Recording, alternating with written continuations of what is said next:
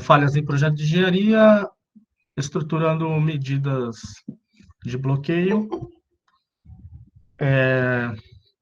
um projeto que iniciou em março, inclusive nós tivemos uma abertura oficial no auditório da UNAERP, e era para ser um evento presencial, abertura oficial, mais 3 dias. Então, a gente chegou a fazer a abertura oficial com a participação, presença de algumas autoridades, como, por exemplo, o gerente regional do CREAV, né, nos prestigiou com a sua presença, e presidente da associação, enfim. E nós chegamos a ter uma parte presencial, e nós resolvemos, por conta da pandemia, né, e por decreto-leis, etc., a gente resolveu dar continuidade de forma online, que é o que está acontecendo. E aí eu vou explicar um pouco o que vai acontecer. O pessoal está vendo a programação, a apresentação? Confirma? Que eu não vejo o chat aqui, eu só Sim, vejo a minha estamos vendo a parte. apresentação, Márcio. Não, tá tudo certo. Tá tudo certo. Então, posso prosseguir. Então, como eu comentei, né, a gente reestruturou isso, e essa parte remanescente, a gente resolveu, para não ficar cansativo, que o online ele tem uma diferença, uma desvantagem dos eventos presenciais, né? Então, em relação a essa questão da apresentação, que fica cansativo. Presencial você tem coffee break, você tem mais interação, apesar que dessa maneira a gente também tem interação, tá? Mas para que não ficasse cansativo, a gente resolveu dividir os 2 dias remanescentes em 3 dias, tá? No qual a gente vai realizar uma retrospectiva geral dos primeiros dias de atividade que a gente obteve lá no Delfim, no Hotel Delfim, né, no auditório, e para que quem se inscreveu nessa modalidade online possa estar acompanhando. Então, a ideia é a gente nivelar em questão de conhecimento, em questão de informação, para que todos possam acompanhar de forma igualitária. E o item 2 é confiabilidade de ferramentas de controle e previsão de falhas em projetos sob inspeção, e depois controle e previsão de falhas em projetos com estudos de caso de projetos. Isso aí já fica para o terceiro dia. Tá? Então, no primeiro encontro, que seria que está acontecendo, né? Estou fazendo aqui agora uma apresentação, e a gente vai entrar com uma retrospectiva geral dos temas que já foram abordados, e na sequência o professor Vire vai falar sobre confiabilidade e ferramentas de controle. Tá? Então, quais são essas ferramentas? Né? Não dá para entrar muito detalhe, não dá para sair daqui um expert nessas ferramentas de controle e previsão de falhas, porém, a gente vai conseguir passar uma visão muito boa para vocês. Tá? E aí a gente separa um espaço para os debates. Continuando aqui a programação, no segundo dia, que será na quarta-feira. Acabei copiando a mesma. Deixa eu pegar aqui da minha. O pessoal está vendo a minha tela aí.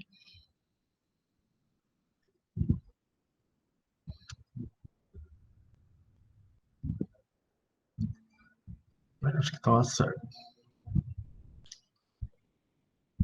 É isso mesmo, tá certo. Deixa eu. E aí, na quarta-feira, a gente faz uma retrospectiva do dia anterior, que seria hoje, faz a apresentação de confiabilidade de ferramentas de controle, e inclusive previsão de falhas em projetos sob inspeção, e todos os dias com debates, né? E no último dia, no dia 24 de abril, sexta-feira, a gente sempre fazendo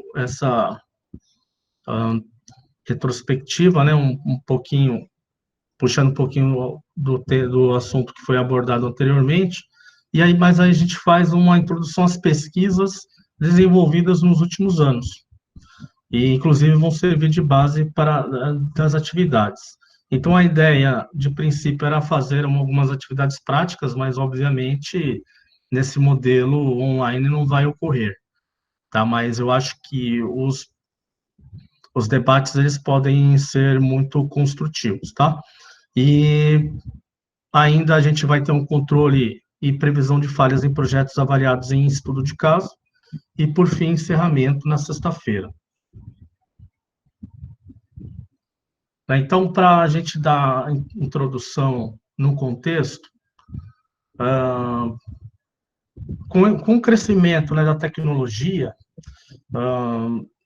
muitas ferramentas acabaram agregando para somar e nos ajudar na questão de elaboração e gerenciamento em projetos, tá? Então, a qualidade, sem dúvida, foi crescente no decorrer dos anos em relação à questão de inovação, implantação de ferramentas, né, e técnicas de conhecimento, tá?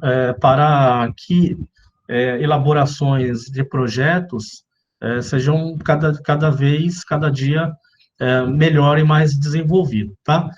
E o projeto, né, deveria estar dentro do orçamento e tempo adequado. E aí, a gestão de projetos de engenharia aplica as técnicas, as habilidades e conhecimentos para elaboração de serviços ou atividades relacionadas a um conjunto de objetivos pré-definidos, num certo prazo, custo e qualidade, através de recursos técnicos e humanos. Tá? Então, dentro de um projeto, né, então a gente já conhece muito, né, a questão de escopo, risco, qualidade, comunicações, o prazo, né, engloba recursos humanos, e o custo, tá? Tudo isso aí englobado em uma integração para que ocorra um projeto de qualidade e entregue dentro do prazo, enfim. Porém, né, realmente, cada projeto deveria estar dentro do orçamento planejado e do tempo, e com a sua respectiva qualidade, né?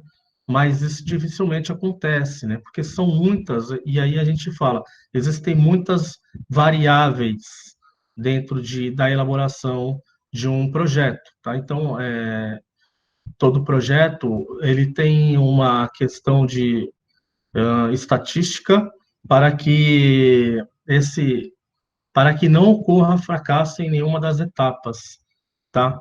E por isso devem ter as respectivas verificações e inspeções, né? Um projeto, ele tem que ser devidamente muito bem supervisionado. Isso é uma coisa que a gente vai falar daqui a pouquinho. Mas a gente está falando de ferramentas de melhorias em projetos, e falando também em acertos, né? Mas a gente percebe que existem muitas falhas, né? Então, no nosso dia a dia, a gente acompanha muitos sinistros, muitos incidentes e acidentes, e aí, na hora da perícia, na hora do levantamento da causa do problema, a gente encontra muitas falhas, né? E essas falhas acabam acarretando no fracasso do, desse projeto. Tá? Então, uma das principais causas de fracasso é a mudança de escopo, que daqui a pouco a gente vai comentar que essa alteração de escopo é realmente uma falta de planejamento, aquela questão que você faz o projeto depois de pronto, na hora da obra, na hora do desenvolvimento, começam a ocorrer mudanças, tá? Então, mudança de escopo é a principal, é com 76%, e por aí vai, né? Falta de comprometimento, precariedade de metodologia, alterações de prioridade, e dentre as várias causas, a mudança de escopo é a principal, né? E aí, dentro todo um contexto, né? Pensando aí em economia, segurança, função, aparência, história prévia, para que você possa elaborar de maneira eficaz esse projeto, né? Então, projeto pronto, né, para o serviço, né? Então, quando chega no serviço, você faz a análise de falhas e você acaba voltando nos detalhes do projeto, tá? Então, passando aqui rapidamente, porque, como foi comentado, é apenas um flash, é apenas uma retrospectiva aí do que já foi comentado, né? Então, o que causa falha? Que causa falha, né? É a negligência multiplicada pela aplicação de um novo projeto ou de um novo material que venha produzir o inesperado, né? Então, quando você promove mudanças durante a execução, você está pondo em risco muita coisa em relação a materiais, né? Você pode estar usando método e materiais que não foram planejados, na verdade, né? Aquela metodologia e materiais que foram planejados lá dentro da elaboração do projeto. Então, é uma coisa que as pessoas não levam em conta na hora de fazer a alteração do escopo, né? A questão de que tudo aquilo que já estava ali naquele projeto, por um momento, foi calculado. Então, é isso. Ó. Quando você tem um processo, ou mesmo a elaboração do projeto, né? Então, você tem um processo, a entrada da matéria-prima, o processo e a saída, tá? A entrada e a saída aqui, o efeito, tá? Então, durante o processo existem fatores não controláveis e fatores controláveis, fazendo parte do teu processo, tá? E a questão é justamente essa, né?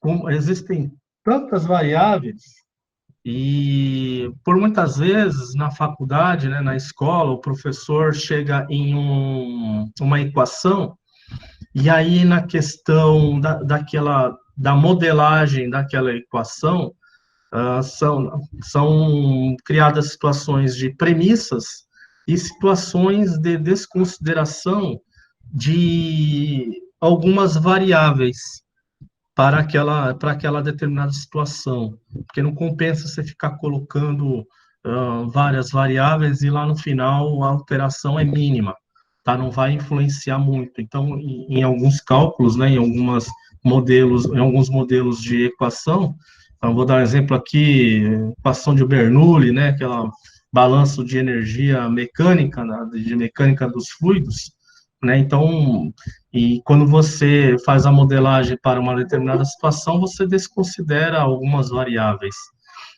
tá? Para que seja melhor a representação dos cálculos e você tenha uma equação linear mais clara, mais visível, sendo que não vai alterar muita coisa lá no final, tá? Então, dentre elas, isso seria um exemplo, né?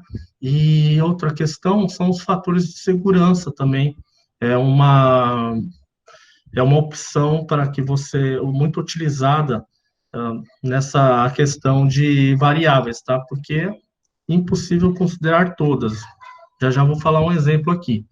Então, outra questão é inspeção e acompanhamento dos parâmetros de controle, né? Hoje em dia já temos tecnologia de drone, hoje em dia já temos a IoT, né, a internet das coisas, no qual você pode estar monitorando uma obra pela sua residência ou pelo seu escritório, tá? Então você tem acesso a várias obras, a várias situações, a vários processos do seu celular, tá? Está na palma da sua mão. E alinhado à tecnologia de drones e outras tecnologias mais avançadas, tá? E é importante também comentar sobre as ferramentas, né, que o engenheiro utiliza quando elabora um projeto de engenharia, que são ferramentas ah, indispensáveis, fundamentais para que ocorra o sucesso desse projeto, justamente para que lá na frente não precise ficar operando, tá? Aí a gente chega na questão, né, quando a gente fala de falhas de projeto, uma obra de engenharia é levada à falha provavelmente pela conciliação de duas condições, né? Um projeto mais permissível e a outra é a menor quantidade de variáveis de inspeção empregadas ou dentro dos parâmetros considerados adequados. Ou seja, nesse caso, a deterioração da relação entre a confiabilidade do projeto e os parâmetros de acompanhamento leva a uma crescente instabilidade ou descontrole, que é uma questão que se pode medir, né, do projeto que pode culminar com a sua falha. Deixa eu colocar aqui o laser point.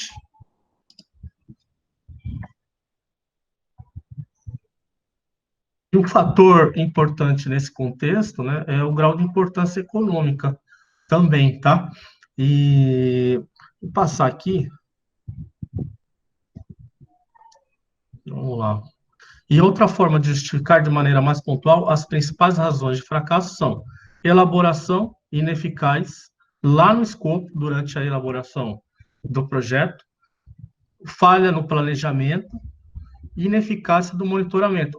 Falha no planejamento entra na questão de, quando a gente fala assim, que não dá para considerar todas as variáveis, mas você tem que ter a expertise o suficiente para saber quais variáveis você não considera, né? Então, a falha no planejamento, muitas vezes, está na escolha errada dessa questão da variável.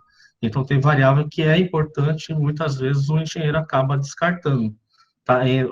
Coloca no fator de segurança.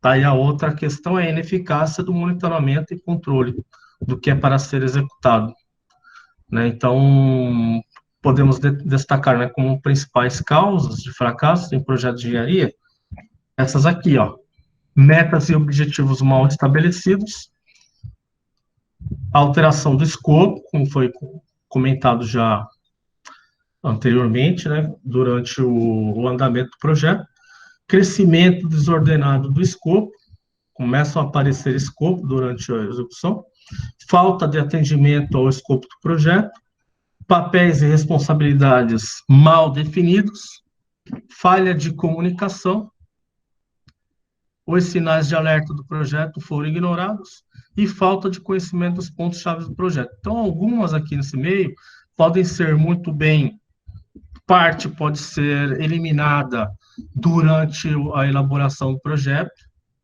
tá? E a outra parte você também consegue derrubar quando você faz a supervisão adequada da execução. Outras falhas, né? Outras causas de falha, né? Falta de habilidade desenvolvidos, processo de gestão de mudança inexistente ou pobre. Então, você vê que muita coisa está alinhada à sua equipe, à capacitação e à expertise da sua equipe, né? De formar um organograma e para que o andamento da execução e a desenvolvimento desse projeto tenha sucesso.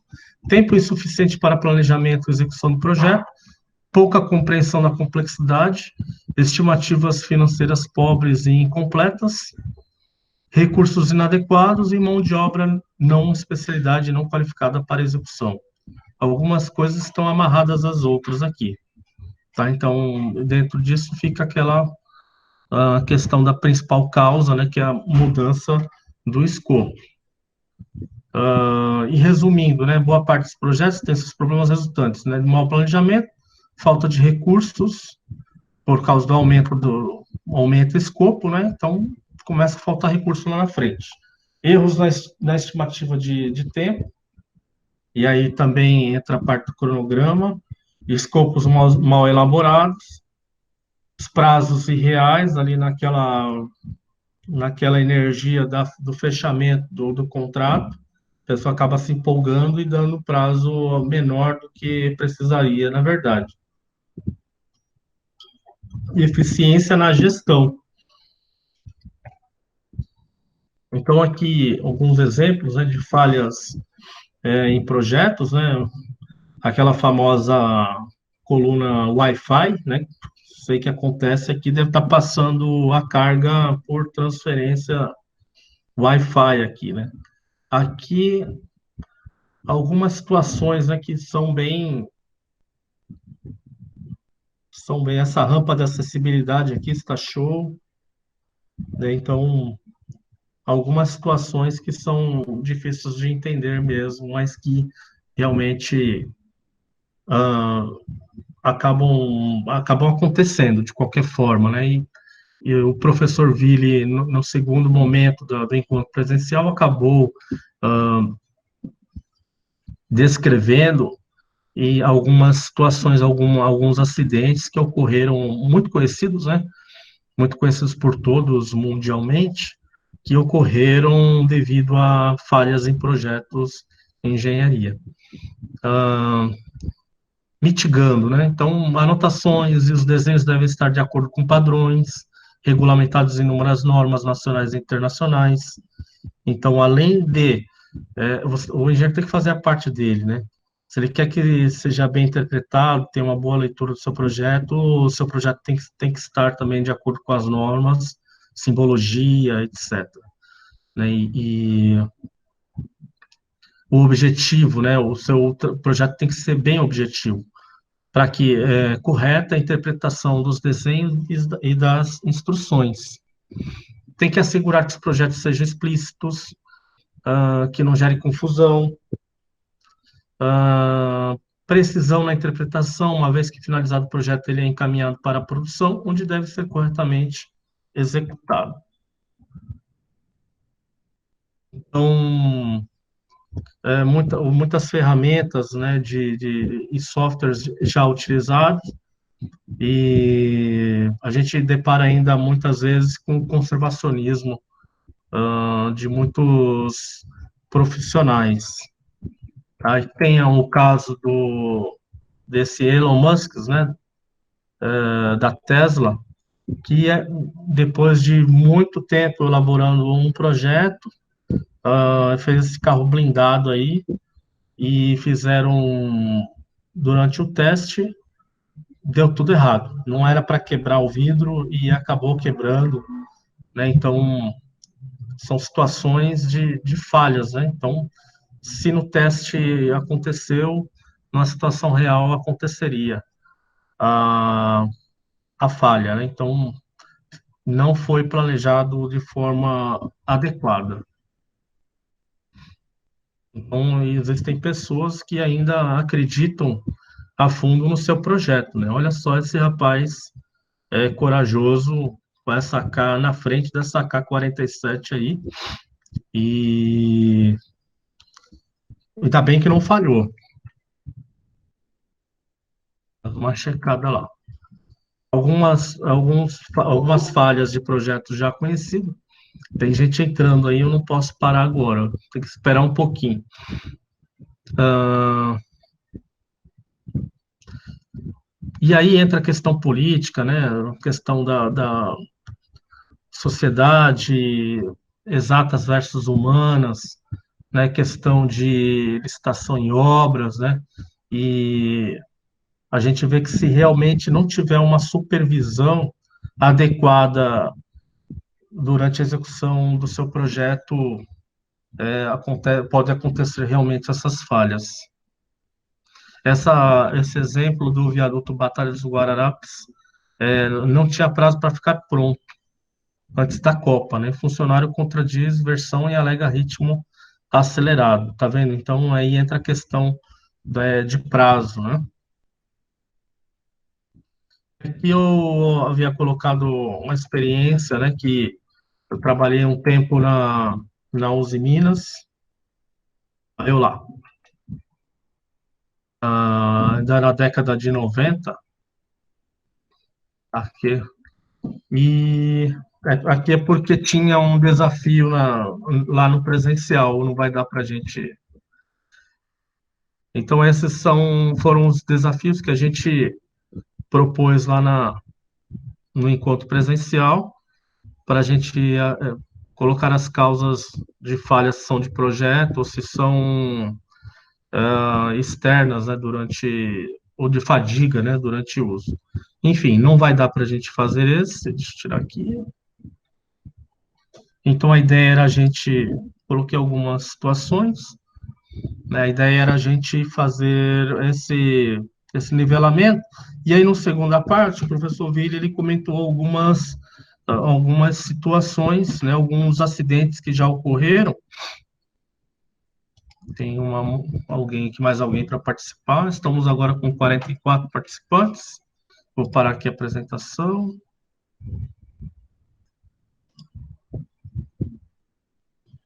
Então é isso, Vili. Eu acho que essa primeira parte a gente encerra.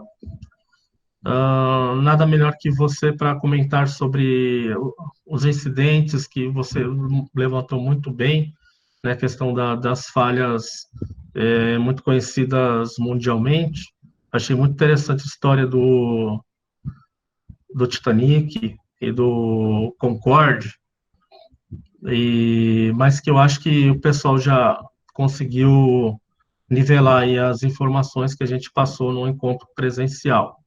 Então, a partir de agora, se você quiser dar continuidade na sua parte, e aqui eu deixo aberto, se tiver alguma dúvida, eu vou abrir aqui o chat para ver se gerou alguma dúvida em relação a essa primeira parte da apresentação. Não, por enquanto, não. Bem, vou continuar então aqui desse ponto, né? Aí eu peço, o Márcio está escutando pelo alto-falante, né? Aí eu peço só que ele desligue o microfone para não dar nenhuma alteração aqui, tá? O material vai ser disponibilizado via AEG, tá? Bom, eu agora então vou começar aqui a apresentar, né? O professor Márcio, ele comentou rapidamente aqui do que andou acontecendo nos últimos 2 dias do evento. Esse evento ele ocorreu, né, na universidade, não na ERP, e também ocorreu no auditório do Delfim Hotel, aí em Guarujá. Tá? Bom, nós vamos continuar aqui, né? Como o Márcio falou, nós falamos bastante sobre projetos, sobre as possíveis causas de falhas, problemas que podem eventualmente acontecer, mas sob o ponto de vista mais geral, mais macro. Eu finalizei lá mostrando alguns casos específicos, né, de probabilidade de falha, onde poderiam acontecer, alguns exemplos notórios, né, como do Titanic, dos navios Liberty, do avião Comet e a ponte Tacoma, entre outros, tá? Esse material aqui ele vai ficar disponível, tá? A associação ela vai disponibilizar esse material aqui. Já havia combinado que, pela minha empresa, eu vou gerar um drive para colocar esse material todo lá. Tá? O arquivo da gravação de hoje, né, que está filmando o que nós estamos falando, o que nós estamos apresentando, ele também vai ficar disponibilizado via AEG. Né? O professor Márcio está gravando aqui e vai ficar disponibilizado para ele. Tá? Provavelmente na quarta e na sexta, o link para vocês entrarem nesse sistema vai ser enviado para minha própria empresa mesmo, porque eu consigo fazer o acesso de vocês mesmo durante a apresentação. Não tem um recurso aqui diferente que permite fazer isso. Aí vai ter essa dificuldade que o professor Márcio enfrentou hoje. Bem, então, o dia hoje nós estamos prevendo esse assunto aqui, confiabilidade e ferramentas de controle e previsão de falhas em projetos em elaboração. Tá? Então, o que acontece? Nós podemos ter projetos sendo executados e projeto, antes de serem executados, no caso aqui, ó, os projetos em elaboração, é o nosso enfoque aqui do dia de hoje. Tá? Então, na quarta-feira, o Márcio vai falar dos projetos em execução, a parte mais de inspeção. Aí aqui eu vou falar mais da parte de planejamento, de elaboração. Então, o enfoque aqui é esse enfoque aqui que estou destacando em amarelo, tá? Que é a parte dos projetos em elaboração.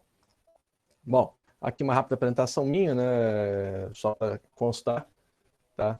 Tem aqui alguns pequenos dados meus que vão aparecer aqui depois no slide do título, tá? Aqui sou professor na UNAERP, tá? Como o professor Márcio também, né? A UNAEP, ela apoiou bastante o evento aqui, ela cedeu espaço em instalações, né? Também vinculado ao CREA. Meu CREA originalmente é de Minas Gerais, tá? Mas eu tenho aqui, né, as licenças do CREA de São Paulo e do Rio, né, para poder atuar nesses estados, né? Não que não possa atuar em outros, né? Ou que qualquer um de nós que tenhamos o CREA não podemos atuar, mas é preciso ter esses vistos aqui, tá? E a minha experiência, né, nessas áreas aí que estão escritas aí, a área de materiais, metalurgia, né, basicamente com ênfase em propriedades de metais e ligas, né, e também na parte metal mecânica, em propriedades mecânicas gerais, né, fratura, fadiga, soldagem e aço. Tá? Então são esses assuntos aqui que eu acabei de destacar aqui para vocês verem em amarelo, tá? Só para localizar rapidamente. Bem, uma vez falado aqui rapidamente sobre a minha própria apresentação, né, vamos aqui ao conteúdo dessa parte aqui da palestra de hoje, que visa comentar sobre as técnicas e metodologias de como podem ser levadas, né, a uma boa prática para fazer os projetos de engenharia. Aqui nós vamos falar bastante da questão do planejamento, da avaliação de um projeto de engenharia, visando evitar sua falha, visando evitar problemas.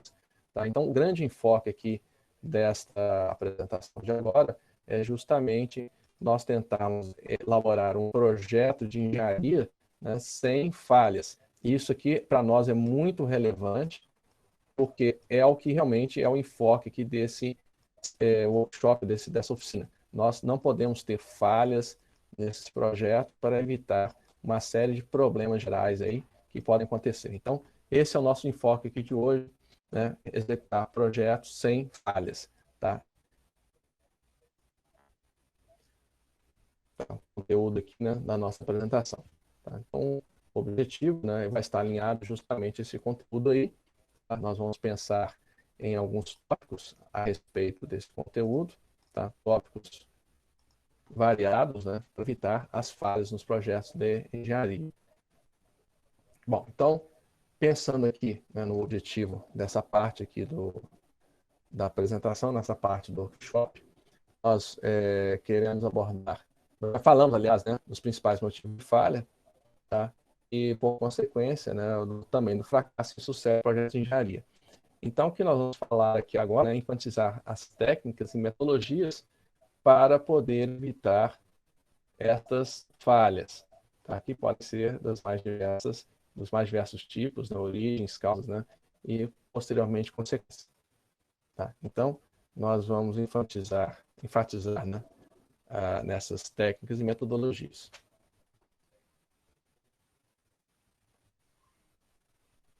Só um instante aqui que eu vou fazer uma operação rápida.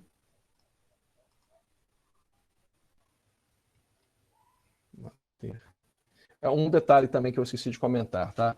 Estas observações, estas marcações que eu estou fazendo aqui nos slides, elas ficam gravadas também, tá? A gente pode, vocês vão poder depois acessá-las quando tiver a apresentação final. Então, o que acontece é que nós podemos, à medida que vocês forem comentando alguma coisa, a gente vai podendo eventualmente escrever alguma coisa aqui na apresentação para poder ficar, né, bem alinhado com todos aí o que acontecendo.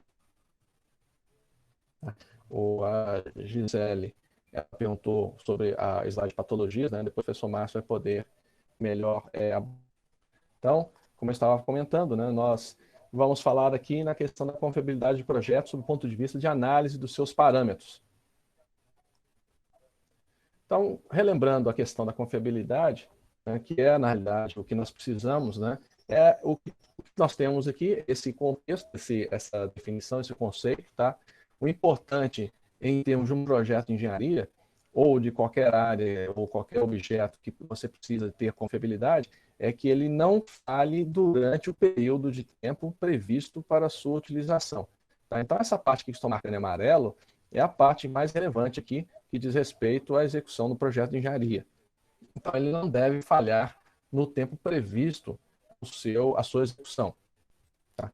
Então, para isso, nós precisamos garantir, né, que isso funcione da maneira correta, porque a confiabilidade, na realidade, ela é um dos pilares para nós termos um bom produto, um bom serviço, junto com outras características, com outras dimensões, junto a esse projeto, né, que são que estão vinculadas, né, a outras características, como a qualidade, o prazo, tá, e o preço, né, que juntos à confiabilidade é que vão garantir um bom produto ou um bom serviço no que diz respeito à confiabilidade, ao sucesso, na realidade, do projeto de engenharia.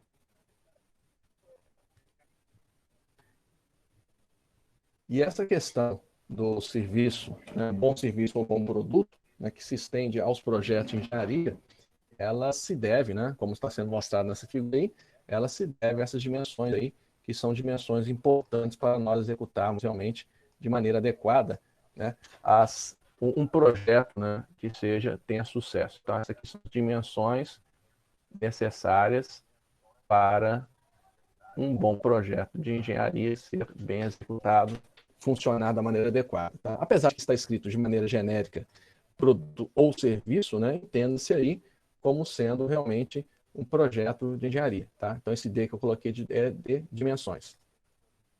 Tá? Bem, o importante, né, salientar que os fracassos, né, no projeto, né, ou num bom produto, um bom serviço, como está sendo mostrado naquele slide ali, eles estão vinculados a várias coisas, a várias diretrizes, tanto de definição de escopo como na execução do mesmo. Né? O professor Márcio comentou várias vezes a questão do escopo, né, e a questão da execução.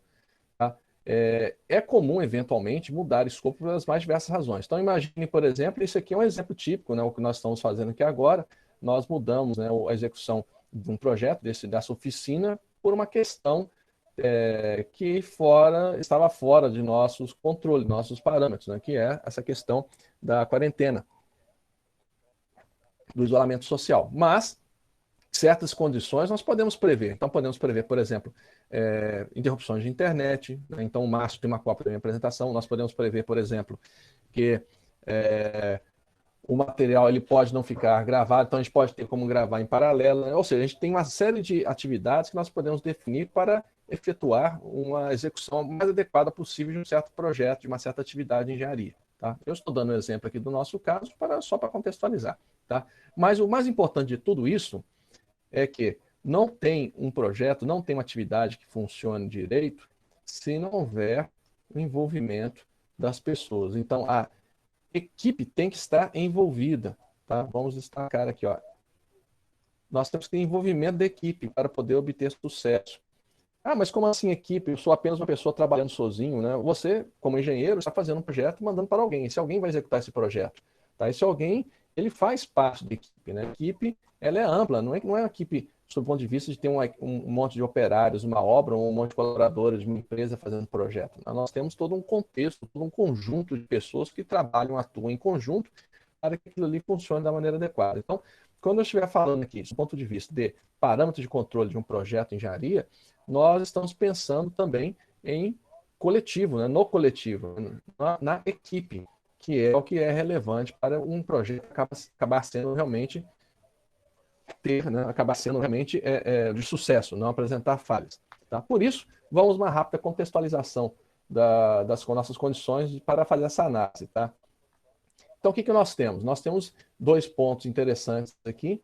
Tá? Na realidade, são 3 pontos, tá? Mas 2 pontos interessantes que diz respeito ao crescimento e avanço da nossa tecnologia. O crescimento e avanço dessa nossa tecnologia, ela vai nos permitir obter certas vantagens, certas ferramentas, né, que nos permitem fazer o melhor controle do projeto, tá? Assim como o conhecimento, claro. Tá? Então, esses tópicos aí, crescimento, avanço de métodos, das ferramentas, das técnicas e do próprio conhecimento em si, eles são assuntos, são importantes informações, importantes considerações que vão nos ajudar a executar um bom projeto. Reparem que, se ao mesmo tempo os projetos tendem a ficar mais complexos, eles também tendem a ter melhores ferramentas de controle. Tá? Então, isso é uma espécie de evolução sinergética que algumas pessoas às vezes esquecem, né? Esquecem que, além das coisas ficarem mais complicadas, nós vamos ter recursos também à nossa altura, à altura dos desafios que nos estão sendo impostos. Então, nós vamos projetar prédios cada vez mais altos, mas nós temos técnicas computacionais que fazem esse projeto ser muito mais bem elaborado, ser muito mais bem executado. Tá? Se nós temos requisitos de segurança cada vez maiores, por exemplo, nos veículos, nós temos software de computador que permitem fazer crash tests virtuais antes mesmo de nós conseguirmos montar um protótipo e executar um teste. Tem casos aqui no Brasil mesmo, vocês sabem muito bem, nós temos 2 grandes fabricantes de carroceria de ônibus, né? Não veio um caso comentar de quem foi, mas um desses fabricantes, ele encomendou de uma empresa conhecida nossa aqui, né? Um modelo de uma carroceria de um ônibus para fazer um teste de tombamento. O ônibus ele tem que ser jogado, né? Um protótipo, aliás, do ônibus tem que ser jogado de uma certa altura, de uma certa lateralidade, e ele não pode apresentar um problema lá de colapso muito intenso da sua estrutura. Então, eles fizeram, através desse arranjo com a empresa de software, fizeram várias dezenas, centenas de testes, até chegar numa configuração de carroceria adequada, que foi feito alguns testes pontuais em laboratório, e quando eles montaram a carroceria e foram fazer o teste em campo, o teste ele saiu quase que perfeito em relação ao previsto pelo modelamento. Então, o que seria feito antes? Teria que ser feito vários protótipos, né, de ônibus inteiros, né, claro, a parte de carroceria, não teria poltrona com estofamento nem nada, mas a estrutura da poltrona estaria lá, e seria muito mais custoso, muito mais demorado. Tá? Então, é importante notar isso, né? Crescimentos, métodos, ferramentas, técnicas e conhecimento, eles nos ajudam, não só atrapalham, né, para criar projetos complicados, e sim que apresentem melhores ferramentas de controle. Mas, por outro lado, né, existe o lado também negativo do nosso contexto aqui. Nós também temos eventualidades, nós temos falhas, tá, em projetos. Então, o que acontece? Ao mesmo tempo que nós temos melhores formas de controlar, apesar de serem projetos mais complexos, nós ainda temos altas taxas de falhas em projeto. Tá? Por que isso acontece? Né? O que está acontecendo? Por que nós temos ainda altas taxas de falhas? Tá? Nós temos que fazer algumas análises. Aqui existe uma reflexão final aqui nessa minha apresentação sobre a questão das barragens, tá? Que eu acho que é uma forma de nós explicarmos isso. Tá? Essa questão, por exemplo, atual desta pandemia, ela está suscitando, inclusive, questões como essa, aqui, sobre como a nossa economia tem que funcionar, né? Qual que é a forma mais adequada de nós abordarmos o crescimento. Então, essas condições aqui, elas parecem estar vinculadas realmente. São antagônicas, né? Mas aparentemente estão sinergéticas também. Bem, em um mundo perfeito, né, quando tudo funciona de maneira adequada, tá, o planejamento ele é executado da maneira adequada, ou seja, nós temos um planejamento que funcione adequadamente, nós temos um planejamento que tem um orçamento, técnicas sendo previstas, análises sendo avaliadas, né, sendo executadas, acompanhamentos feitos, né, e no tempo que foi planejado funciona adequado. Isso no mundo ideal, tá? Mas, infelizmente, o que acontece? Infelizmente, o que acontece é que isso raramente é obedecido. Tá? Infelizmente, isso raramente é obedecido. E por ser raramente obedecido, que aí começam a ter nossos problemas de falha. Tá? Agora, nossa pergunta é, por que isso acontece? Tá? Essa é a nossa pergunta. Por que isso deveria acontecer? Se tudo isso aqui em cima, né, se tudo isso aqui em cima que é o ideal, e eventualmente parece ter sido executado, na realidade não foi executado. Por quê? Né? Então, isso é uma questão, né, que é um dos objetivos dessa oficina, suscitar, né, entre os participantes. Por que esse planejamento, orçamento, técnicas, por que tudo isso não acontece? Será que nós estamos com tanta pressa ou com tanta necessidade das coisas que a gente deixa para lá a segurança, deixamos para lá a confiabilidade dos nossos projetos? Né? O que será que está acontecendo? Então, isso é um assunto, né, que realmente é relevante para nós discutirmos, para nós pensarmos e refletirmos a respeito, tá? Que é um dos assuntos que nós estamos aqui para discutir nessa oficina. Tá? Portanto, temos aqui, né, questões à frente no que diz respeito a falhas, tá? Falhas em projetos. Tá? A falha, ela é uma parte inexorável de nossa vida. Tá? Não tem sistema 100% perfeito, né? Não tem máquina de movimento perpétua, né? Não tem nada que ela vá contra as leis da termodinâmica. A termodinâmica prevê que a entropia ela esteja presente, ou seja, o grau de desordem vai estar presente. Se o grau de desordem está presente, então realmente a questão da falha ela vai fazer parte de qualquer projeto, ela vai estar presente aqui na formulação de qualquer projeto, é um DNA do projeto. Cabe a nós sabermos isolar, né, sabemos prever essa condição, esse DNA, para evitar que essa falha ela seja relevantemente perigosa, do ponto de vista econômico, do ponto de vista prático, né, e do ponto de vista principalmente humano. Tá? Ao mesmo tempo que a gente consegue, ao longo do tempo, claro, a gente vai mitigando essa questão aí, né, fazendo o quê? Usando, né, um orçamento, técnicas, análises e acompanhamentos em prazos, né, ou seja, tempos mais adequados possível. Então, nós sabemos ao longo do tempo que, apesar da evolução da tecnologia, existem prazos que são impossíveis de nós vencermos, né? Apesar da pressão que existe, né, de prazos mais curtos, de lucros maiores.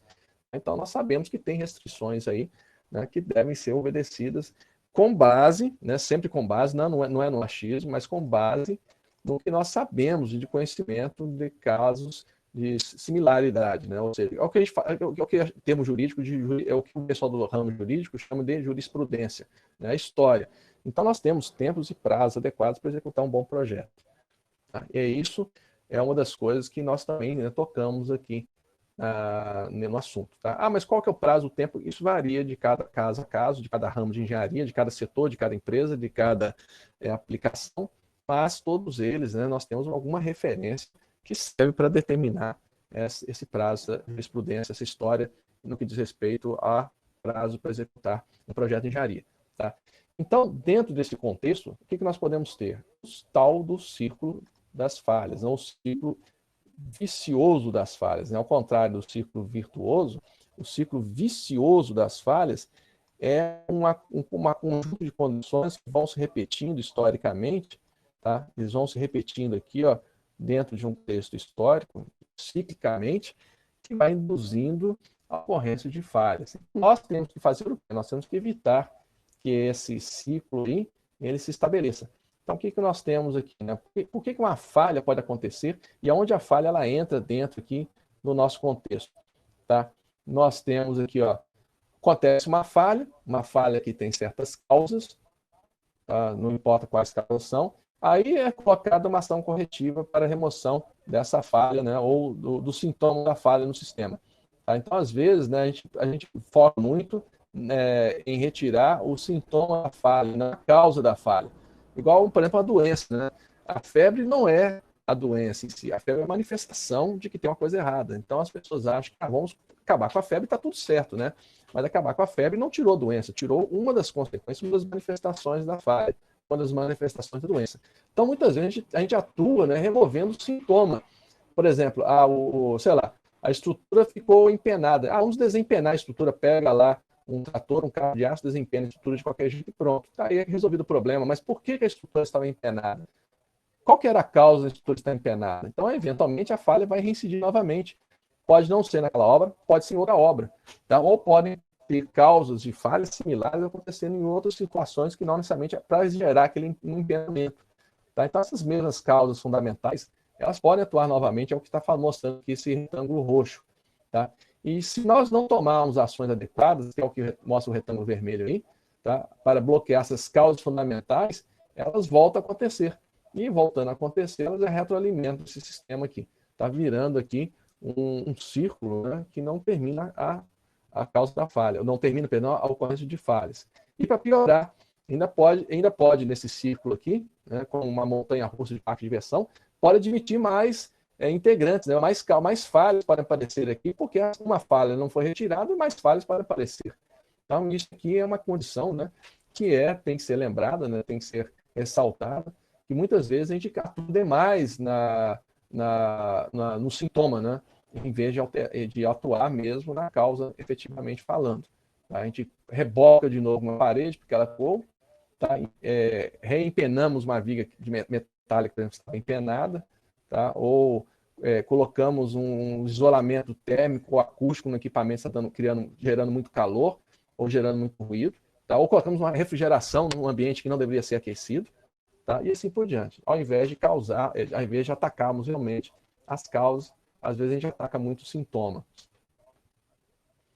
Bom, dentro desse cenário, né, vamos ver aqui algumas ferramentas de análise que podem ser empregadas para nós evitarmos as falhas em projetos de engenharia. Tá? Eu coloquei aqui listado, né, dentro do contexto aqui da nossa oficina, nós temos aqui 7 ferramentas de falhas diferentes, tá? Algumas estão em vermelho, como vocês estão vendo aí, tá? Outras estão em preto, tá? Essas em vermelho, elas geralmente têm um foco maior no planejamento do projeto, tá? Não que elas não possam ser usadas também no acompanhamento, tá? Mas elas, tanto no planejamento quanto no acompanhamento, mas principalmente aqui, ó, o FEMEA, tá? Vou deixar em destaque aqui. O FEMEA é uma ferramenta muito útil, né, para fazer o planejamento de projetos, tá? O FEMEA, vocês vão ver, ele é uma ferramenta, na verdade, ela surgiu por uma necessidade da indústria automobilística de ter uma competitividade maior, tá? Vocês sabem muito bem que a indústria automobilística, ela é muito competitiva entre si, tem vários fabricantes de automóveis que eles competem entre si, né? Então eles têm que ter realmente uma eficiência alta para evitar que certas empresas aí do setor, elas fiquem em uma situação financeiramente ruim, então eles evitam o máximo possível as falhas, tá? Apesar de parecer que não, mas sim, eles têm um trabalho muito sério nisso aí. E eu vou destacar aqui também outras 3 ferramentas, no MASP, PDCA, muitos de vocês conhecem, principalmente os engenheiros já formados há mais tempo, tá? Mas talvez não tenham visto a aplicação delas em questões assim, mais práticas, como o que a gente vai comentar aqui. Tá? Nós temos aqui FEMEA, tá? E nós temos aqui também o BUT, né, que é uma análise de gravidade, urgência e tendência. São todas ferramentas para tomada de decisões aqui, para que a gente consiga realmente, de maneira eficiente, né, podemos fazer análise de projetos para evitar que esses projetos eles causem algum problema, né, algum problema ao longo de sua execução. Tá? Então, eu vou dar um pouquinho mais de destaque também, que eu considero como sendo uma ferramenta interessante, tá? Mas não que as outras não sejam importantes, todas elas são. Tá? Além das questões das ferramentas, né, nós temos várias outras, além dessas ferramentas que eu comentei, que estão sendo comentadas agora, nós temos várias outras possibilidades de uso, né, todas elas lá vinculadas à qualidade total, tá? ou ao que nós chamávamos de qualidade total no final do século passado, que tornou-se agora os processos de gestão da qualidade. Os processos de gestão da qualidade, eles não servem apenas para você ter um certificado bonito, né, que você fez cursos nessa área, e geralmente gerar também uma classificação, né, um certificado de ISO 9001 para a sua empresa, mas eles também servem para você ter como resolver problemas.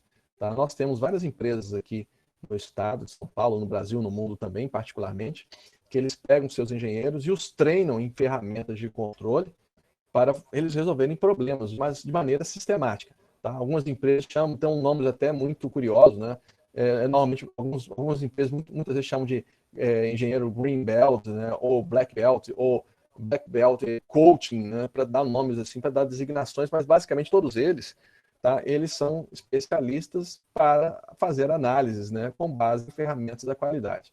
Tá? Então, essas metodologias que vocês estão vendo aí, elas precisam ter, né, uma subvenção de informações. Essa subvenção de informações, elas podem ser feitas conforme, por exemplo, essas técnicas aqui, ó, fluxograma, coleta de dados, estratificação, gráfico de Pareto, histograma, brainstorm, né? Cada um deles aqui tem um contexto diferente, tá? A gente não vai exatamente explorar todos eles, né? Nós vamos comentar muito rapidamente sobre cada um, mas desses aqui, por exemplo, eu gostaria de destacar aqui o brainstorm. Tá? O brainstorm é uma ferramenta, essa cesta aqui, né, em vermelho, é uma ferramenta muito importante, porque ela serve justamente para você socializar o conhecimento, né, e também socializar a solução do problema. Às vezes você, como engenheiro... Então, o brainstorm é uma informação, é uma técnica importante que vai nos permitir juntar a equipe e obter informações variadas aí de informações que eventualmente você não poderia não pensar. Tá? Então, por exemplo, o pessoal da obra pode pensar de um jeito diferente dos engenheiros que fizeram o projeto, dos engenheiros que estão executando, dos técnicos que estão fazendo acompanhamento da obra, das pessoas que estão fazendo compra de material. Então, são técnicas, né? Como o brainstorm é uma técnica que nos permite ter uma visão ampla e que pode nos ajudar a gerar parâmetros, né, para fazer esse acompanhamento aqui. E essa análise, esses parâmetros, né, através de histogramas, estratificação e principalmente de gráfico de Pareto, nos auxiliam muito na tomada de decisões. Né? Um gráfico de Pareto, basicamente, é você relacionar um parâmetro relevante e dar nota àquele parâmetro. Tá? Então, você coloca quais são os parâmetros mais relevantes para uma condição e põe em ordem crescente, decrescente, indicando qual que é o parâmetro mais importante e, com base nisso, a gente pode tomar alguma atitude. Mas isso aqui é um exemplo, né? Nós temos outros casos aqui, outros exemplos de condições parecidas. Nós temos aí, por exemplo, o GUT, que eu vou falar daqui a pouco, que é uma matriz de gravidade, urgência e tendência, que nós usamos. Os porquês, tá? Que é também uma técnica importante, tá? E assim vai. E o famoso diagrama de causa e efeito, tá? Mas são todas técnicas, na realidade, acessórias para nós atingirmos os nossos objetivos.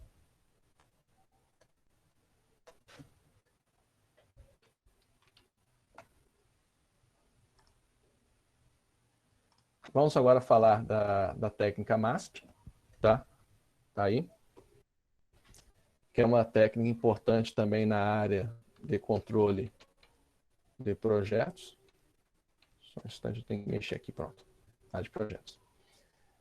Então, o MASP ele foi desenvolvido, né, para que o gestor, no caso, gestor de projeto, possa resolver problemas associados ao projeto.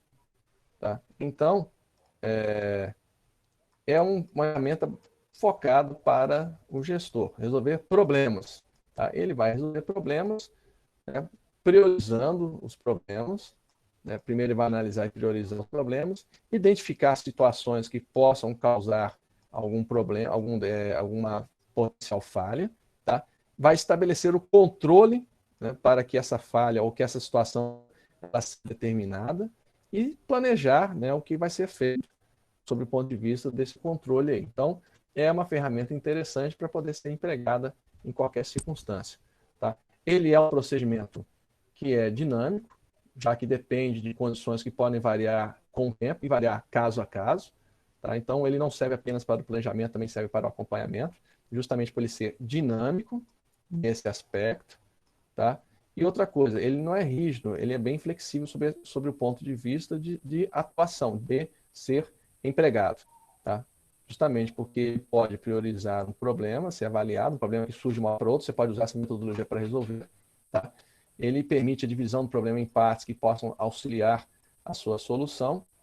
Tá? E, mais uma vez, né, verificar situações que necessitem de atenção. Ele permite estabelecer situações que permitem ser observadas para resolver. Tá? Então, de uma maneira genérica, de maneira simplificada, o sistema, né, o método de análise e solução de problemas, o MASP, ele é focado no controle da qualidade, né, no planejamento, estabelecimento de padrões e satisfação das pessoas, ou no caso aqui do projeto. Tá? Mas, mais uma vez, né, é necessário o engajamento da administração, dos donos do projeto em si e dos demais envolvidos. Se isso não for feita esse engajamento, né, não adianta, a melhor solução aqui não vai ser bem executada. Então é muito importante, já foi falado pelo Márcio, a gente vem falando isso nessas oficinas, tá? Nós precisamos que as pessoas estejam envolvidas, né? Uma das grandes falhas, um dos grandes problemas de falha que acontecem, tá? Por exemplo, a questão de mudar o escopo, né? Não há engajamento das pessoas, né, para executar um projeto. Toda hora muda o projeto, ninguém está vinculado fortemente para a execução daquele projeto. Então, a falta, né, de consolidação, uma falta de envolvimento das pessoas podem gerar problemas variados aqui, tanto na análise de problemas quanto a própria geração desses mesmos problemas. Então, engajamento é um item importante para a solução pelo MASP, assim como para qualquer outra ferramenta de qualidade. Tá. O PDCA ele faz parte do MASP, né? Uma ferramenta do MASP, metodologia de análise e solução de problemas. Tá? E o PDCA, basicamente, é você criar um círculo virtuoso, né, para análise e solução de problemas. Você, basicamente, vai ter etapa de planejamento, que é o P, de execução, que é o D do verbo do, né, em inglês, execução, tá? O C de verificação, que é o check em inglês, e o A de ação, que é o action, em inglês também. Tá? Então, por isso tem essa sigla aí, PDCA. Tá? O PDCA ele é muito usado em várias situações. Né? Eu já tenho colegas meus que falam que eles rodaram um ciclo de PDCA para resolver algum problema em casa, né? Por exemplo, sei lá, problemas mais gerais. A criança não quer estudar. Né? Por que não quer estudar? Aí faz uma a avaliação, né, MASP gera um ciclo PDCA para poder resolver a questão do que a criança ela não quer estudar. De uma maneira geral, todas as ferramentas que estou comentando aqui, elas são usadas mesmo em situações bem práticas como essa que eu comentei, até em situações cotidianas. Tá? Então, na fase de planejamento, né, o que tem que ser feito? A identificação do problema. Repare que a identificação do problema é uma coisa interessante para ser feita, por exemplo, num brainstorm. Tá? Reúne a equipe e fala assim, olha, por que a obra está atrasando? Aí cada um vai dar uma explicação lá, algumas explicações mais adequadas, outras explicações mais mirabolantes, mas todas explicações válidas que vão gerar conhecimento, que vão gerar informação que vai nos permitir resolver os problemas. Tá? Então, identificação do problema, fase importante. Identificou o problema, ou aparentemente foi identificado o problema, observa-se se é aquilo ali mesmo ou não. Tá? Observou, é aquilo, faz análise. Né? Quais são as causas fundamentais? É aqui que nós temos aqui, ó, a questão das causas fundamentais. A causa fundamental não é assim, ela tem que ser investigada, tem que ser apontada de maneira relevante, de maneira consistente. Para fazer isso, você não simplesmente vai lá e acha que é aquilo, você tem um contexto todo específico, não? Uma equipe reunida, uma equipe que tomou a decisão, que tomou uma linha de raciocínio e que vai permitir você a criar essa identificação madura, essa identificação consolidada da causa fundamental. Tá? Uma vez feita a identificação da causa fundamental, o que nós fazemos? A gente pula para a etapa de planejamento da ação, do que vai ser feito para resolver aquele problema.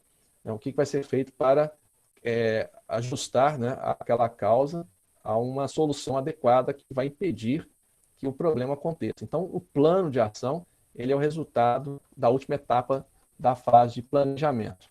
Tá? Foi criado-se, né, ou criando-se o plano de ação, né, junto, né, e com a colaboração da equipe, aí sim nós vamos ter a fase de execução desse plano de ação. O que nós vamos fazer para aquilo ali funcionar? Tá? Então, por exemplo, o plano de ação, o concreto ele está chegando com a dosagem errada de água. Por quê? Não está sendo levado em consideração, por exemplo, que a areia está úmida devido à chuva. Simplesmente segue uma receita lá padrão de traço, né?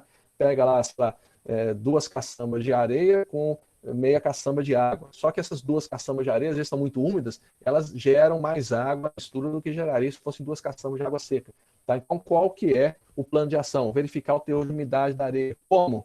Qual que é a maneira que vai ser feito isso? Né? Então, é feita essa execução desse plano de ação e aí vai ser feita a verificação. O problema voltou a acontecer, a medida de bloqueio foi efetiva, tá? Essa que é a questão que tem que ser levantada. Então, está ali como opção, né, para fazer essa avaliação, se o bloqueio foi efetivo. Como é que você vai verificar se o bloqueio foi efetivo? Uma vez definido o plano de ação, vocês sabem as causas fundamentais, você sabe o que está acontecendo. Se você sabe o que está acontecendo sobre as causas fundamentais, você consegue investigar, verificar se aquelas causas voltaram a acontecer ou não. Portanto, você consegue fazer uma verificação se o bloqueio foi efetivo ou não. Tá? Se o bloqueio foi efetivo, muito bem, parabéns, passe a padronizar essa prática. Então, por exemplo, o teor de umidade da areia devido à chuva era um problema para o desempenho do concreto? Era.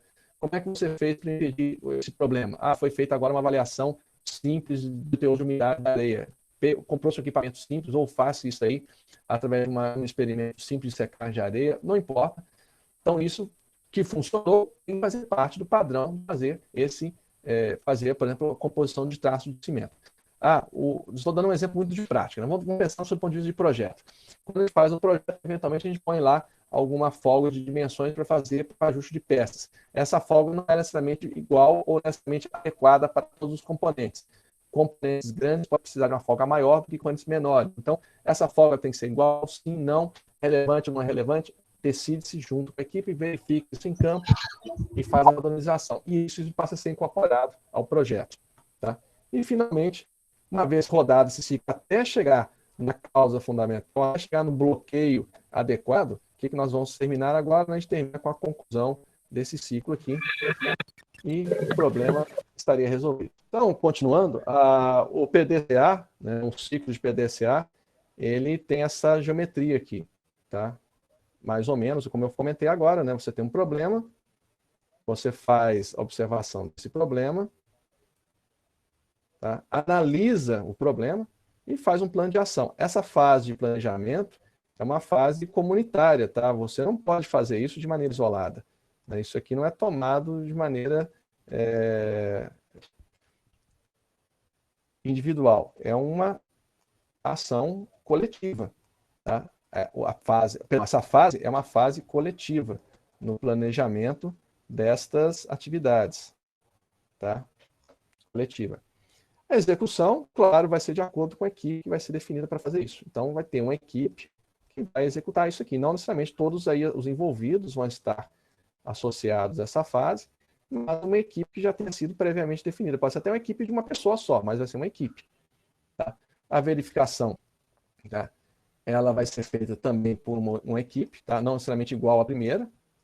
Tá? Ali, a fase de execução, por exemplo, pode ser equipe envolvida na produção da obra, né? Ou na elaboração do projeto. Tá? E a equipe que vai verificar pode ser a mesma equipe, ou pode ter membros da primeira equipe aqui, ou não. Tá? Depende, né? Por exemplo, quando a gente está fazendo, por exemplo, um artigo científico, a gente escreve o artigo, manda para um conjunto de revisores que revisam esse artigo separado. Tá? Então, aqui podem ser duas equipes completamente distintas, ou podem ter um ou outro membro de uma equipe dentro da outra. Tá? A padronização em conclusão, ela vem com uma pessoa responsável, a pessoa que está à frente ao projeto, tá? Com o gerente ou gestor do projeto.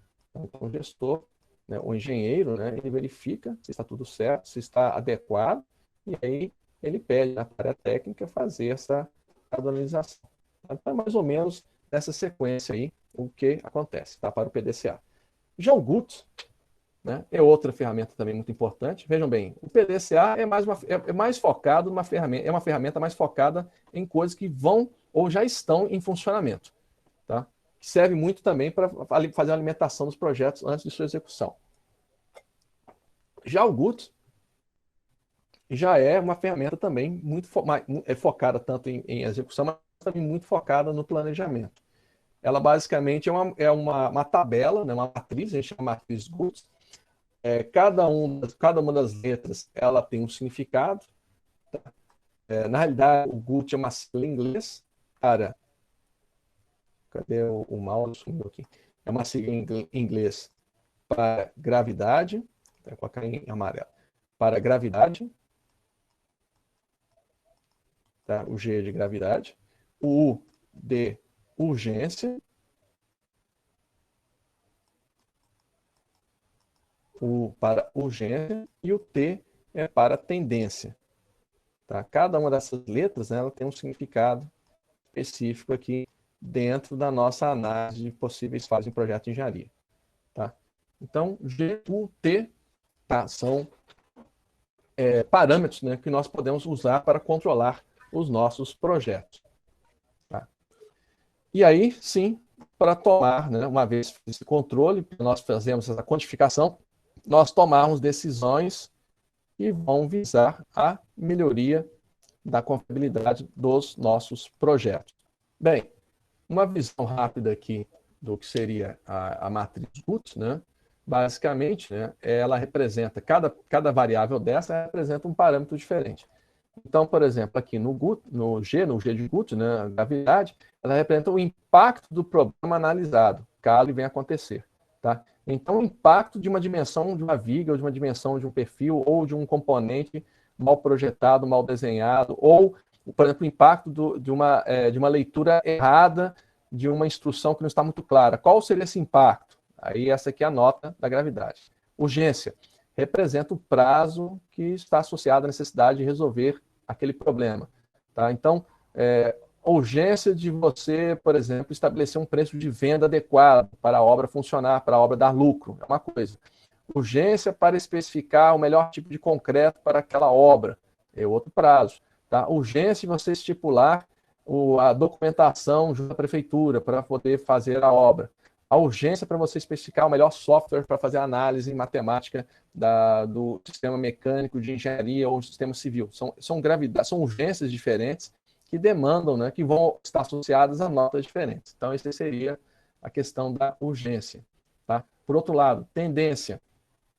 Qual é a tendência de nós resolvermos um problema? Né? Qual que é a tendência do crescimento, perdão, né? Desculpem, do problema, tá? Se esse problema tende a ser maior com o passar do tempo, sim ou não. Tá? Então, por exemplo, a tendência de nós termos um problema crescente se nós não mudarmos, por exemplo, o fornecedor de concreto. Nós já vimos ter um problema com concreto. Se nós não mudarmos, existe a tendência de crescer o problema, sim ou não.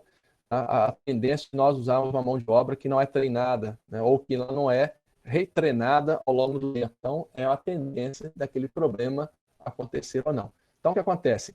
Quando nós juntamos essas três notas, ou seja, quando nós juntamos a gravidade, a urgência e a tendência, nós vamos ter, obviamente, uma severidade associada à ocorrência, à importância daquela questão junto ao nosso projeto de engenharia. Então, no fundo, no final, né, nós pegamos a nota dada pela gravidade, a nota dada pela urgência, a nota da tendência para o desenvolvimento daquele problema, desenvolvimento daquele padrão, né, de evolução do problema, multiplicamos cada uma dessas notas, tá? As notas são de 0 a 5, e aí vamos obter a importância daquela questão junto ao nosso projeto. Tá? Então, vamos ter uma nota final. Como sugestão de notas, né, as técnicas, as metodologias, elas geralmente vinculam, né, dão sugestões de notas. Geralmente, você pode colocar qualquer nota teoricamente, mas geralmente a gente coloca de 1 a 5, que são notas mais simples de nós pensarmos, de nós atribuirmos. Nós funcionamos muito melhor atribuindo notas de 1 a 5 do que de 1 a 10. Então, aqui nós temos um exemplo de notas, né, vinculadas à análise Guth, que nós temos aqui nota 1, que é a mais tranquila, tanto para gravidade, urgência ou tendência. Notas intermediárias, por exemplo, 3, né, que é uma nota grave, para tanto a gravidade, quanto a urgência, quanto a frequência. Então, vou marcar aqui com uma cor amarela, vai aparecer para vocês em breve. E notas mais graves, né, de extrema urgência ou extrema gravidade a ser resolvido aquele problema. Tá? Ou uma tendência que vai piorar. Tá? Então, nós temos aqui essas notas aí que a gente pode atribuir para cada situação. Tá? Bem, estas notas aqui, uma vez multiplicadas, elas vão dar a tendência de uma certa questão ter que ser resolvida ou não. Tá? Como um exemplo de uma situação como essa, né, um exemplo típico, né, característico para, por exemplo, a execução de um projeto de engenharia, nós temos aqui, né, vamos pegar 3 casos diferentes e aplicarmos essa matriz Guth. Claro que cada caso, ou cada parâmetro que eu estou colocando aqui, ele vai depender, né, do projeto em particular que está sendo executado. Então, nessa nossa simulação aqui, reparem que a elevação dos custos, ela passou a ser o parâmetro ou a condição de maior necessidade de solução. Por quê? Porque ela é grave, tá? Ela é urgente e tem uma tendência de piorar.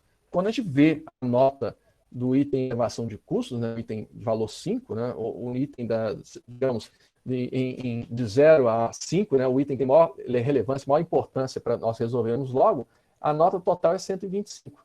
Tá? Ou seja, multiplicando aqueles 3 parâmetros, nós vamos ter 125 como nota final. Tá? E agora, como nota ou como fator menos grave para o nosso projeto aqui, tá? Nós temos condições aqui, por exemplo, sem gravidade, tá? Que é, quando você fala sem gravidade, sem gravidade de maneira genérica, tá? É uma situação que não tem gravidade.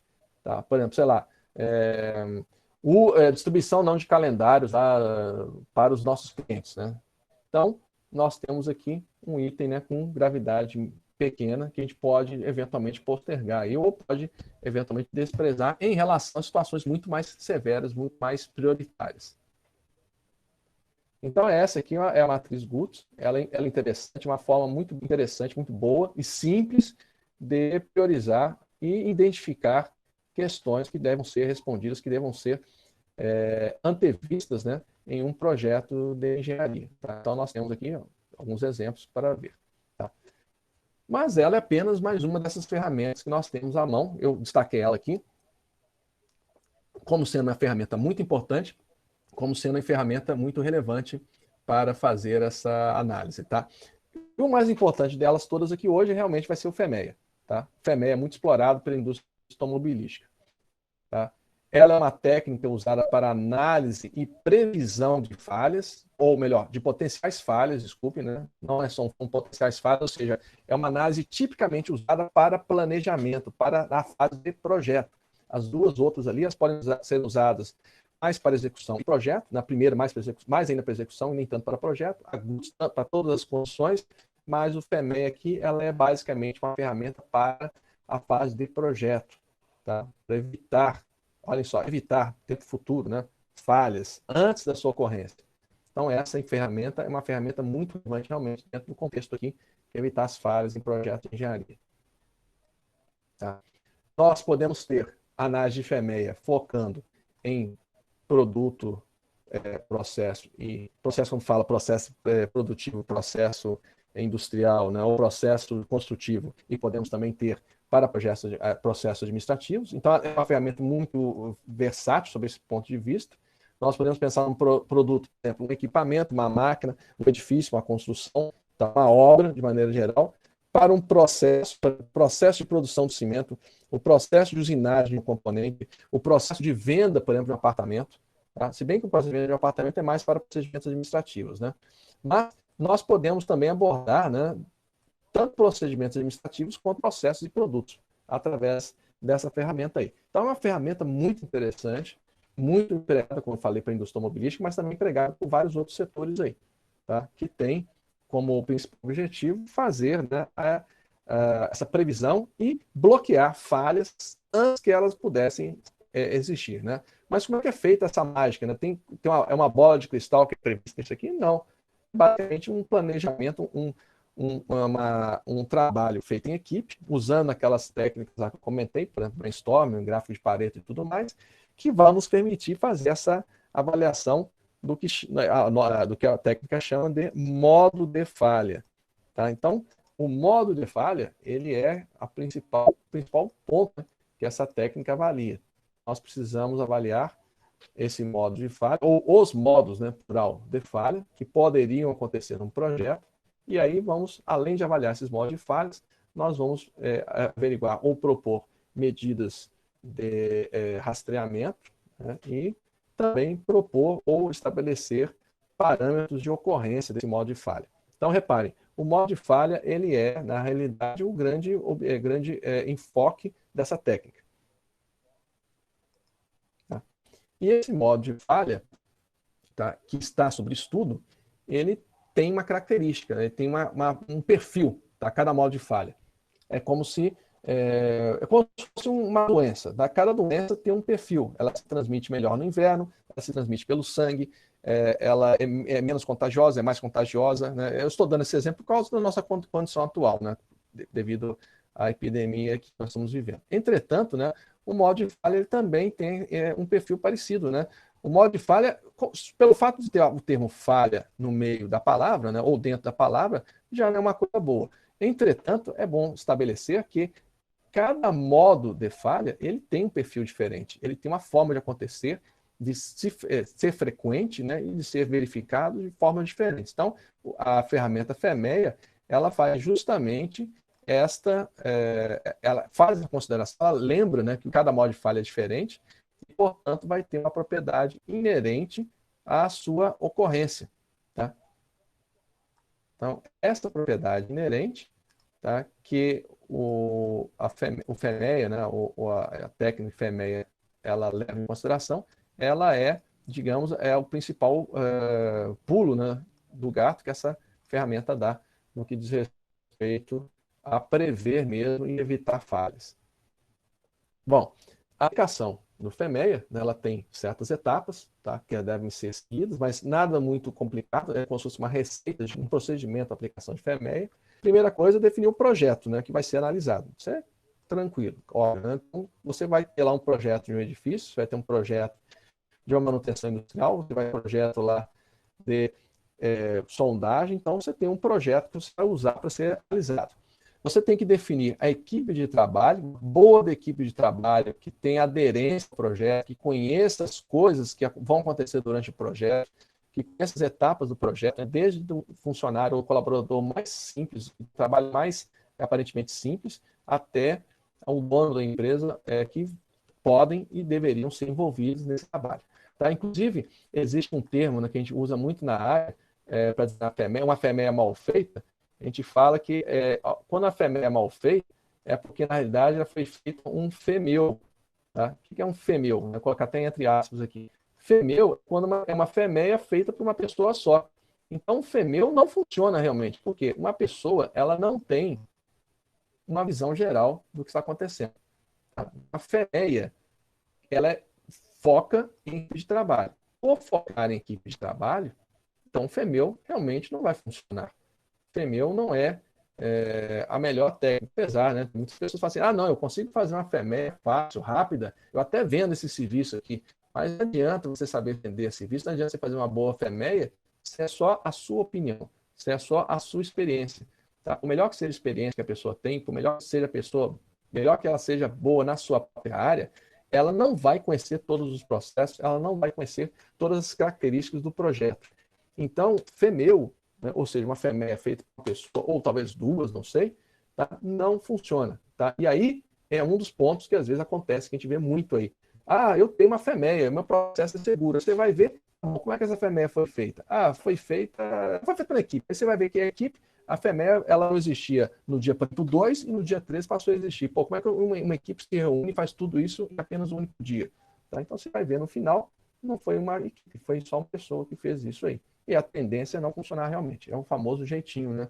Que não funciona. Bem, uma vez definida a equipe, tá? A equipe, tá? Plural, né? Pessoas, eles vão avaliar, analisar e identificar as funções dos itens do projeto. Então, o que nós podemos ter num projeto? Nós podemos ter lá os dados do cliente, o que o cliente forneceu para nós de dados para fazer um projeto. Tá? Nós temos lá, por exemplo, as metodologias, as normas que vão ser usadas, quais são as normas que vão ser usadas, tá? E assim por diante. Então, a gente vai ver cada uma das etapas do projeto e fazer a validação e fazer uma análise desses itens. Tá? Reparem que, uma vez que você faz uma FEMEA, né, ela é um documento bem completo. Mas uma vez que você fez 1, 2, 3, as demais ficam muito mais simples de serem feitas. Tá? Porque as etapas ou os tipos de análise que podem ser feitas, elas vão sendo encurtadas, né? Você vai ter cada vez mais análises que já foram feitas, né? Mas tome cuidado para depois não simplesmente fazer um corta e cola da FEMEA e achar que é a mesma coisa sempre. A equipe tem que se unir, preferencialmente sem saber de uma FEMEA previamente existente sobre um projeto parecido e tentar elaborar uma FEMEA, né? Para aquele projeto. Então, para cada um dos itens vai ser dado uma severidade, uma ocorrência e uma dificuldade de detecção para aquela ocorrência. É muito parecido com a matriz Guth, né? Eu vou até colocar aqui, né? De forma muito similar ao que nós temos na matriz Guth. Tá? Porém, nós vamos ter isso focado, né, com notas diferentes. Notas aqui no caso de 0 a 10, tá? Mas notas também muito similares, né? À questão da matriz Guth. Então, vou colocar aqui, ó, similar à matriz Guth. A matriz Guth. Tá? Então é até interessante, né? Uma pessoa que já está executando essa análise FEMEA, ela também pode executar facilmente a análise Guth ou vice-versa, né? Uma pessoa que já está acostumada a fazer a análise Guth também consegue fazer essa FEMEA aí, ou consegue ajudar a execução dessa FEMEA igualmente.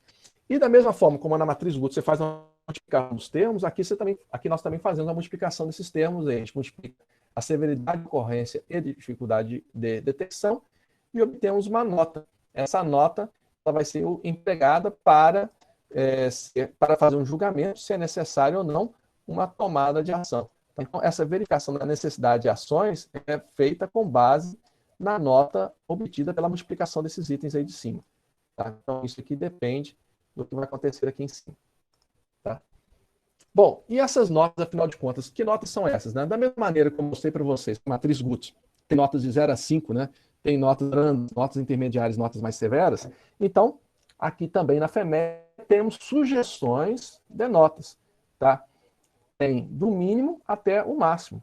Então, nós temos, por exemplo, para a severidade é um critério, é uma condição desta metodologia, dessa análise. Nós podemos ter notas menores e notas maiores. Então, a severidade ela vai ficando cada vez mais relevante à medida que a gente vai dando notas cada vez maiores para ela.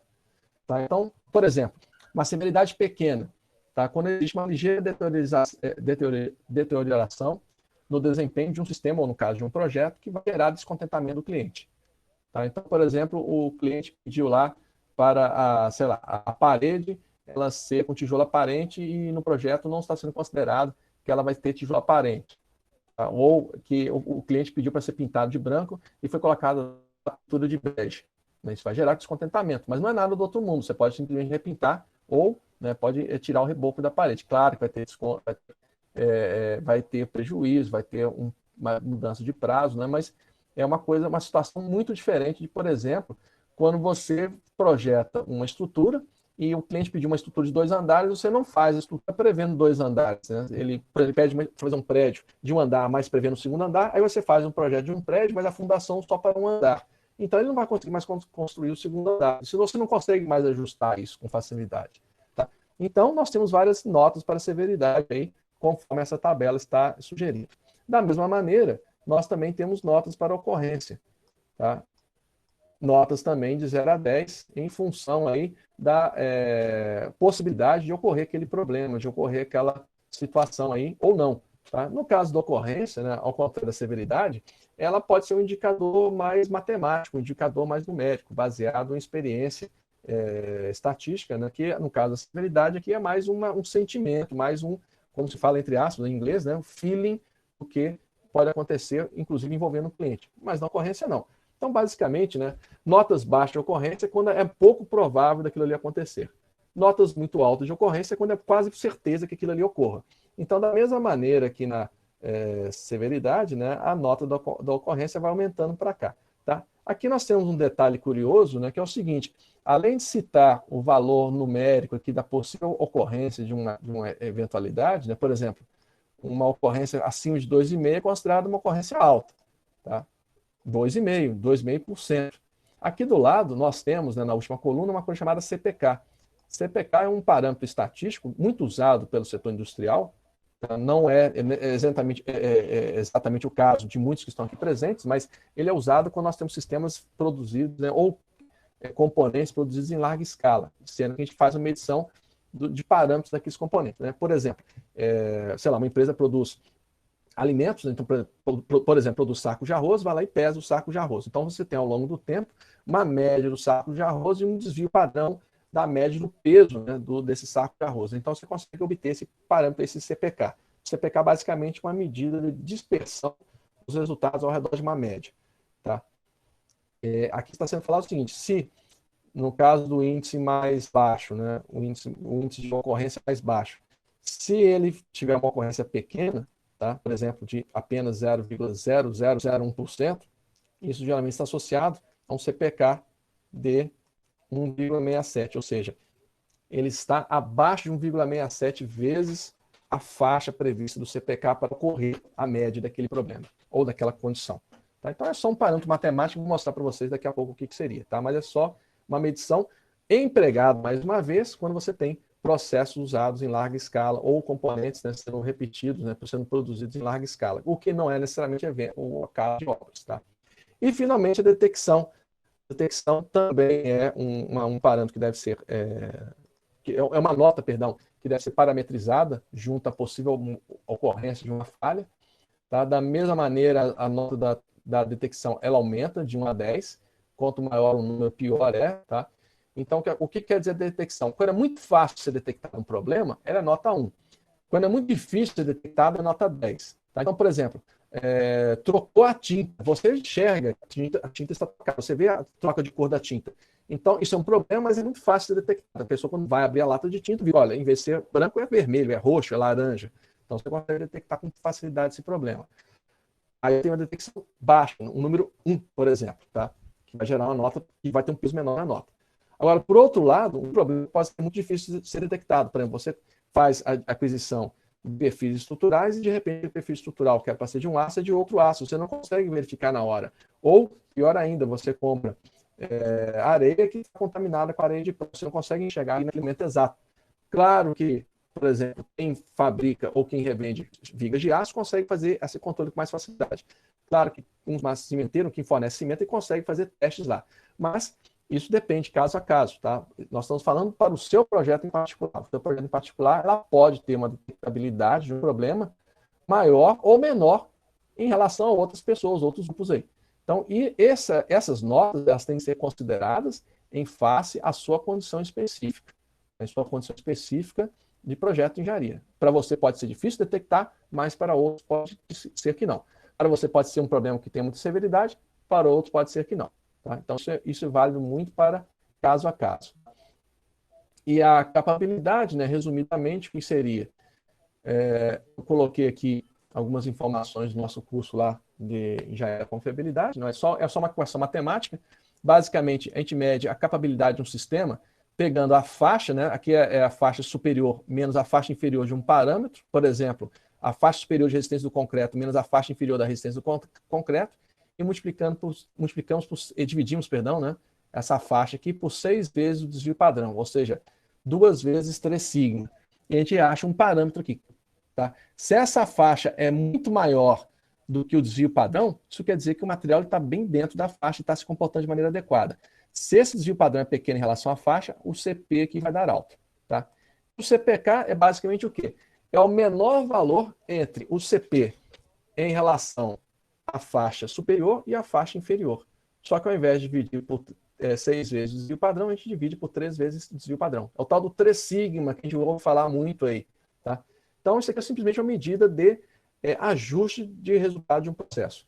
Tá? Aqui, como exemplo, eu trouxe aqui 2 gráficos, 2 histogramas, com valores ligeiramente diferentes aqui de CPK. Nós temos aqui, aqui no caso, é o valor de limite de escoamento, limite de resistência de um certo material. Tá? Nós temos aqui o limite inferior e o limite superior para ambos os casos.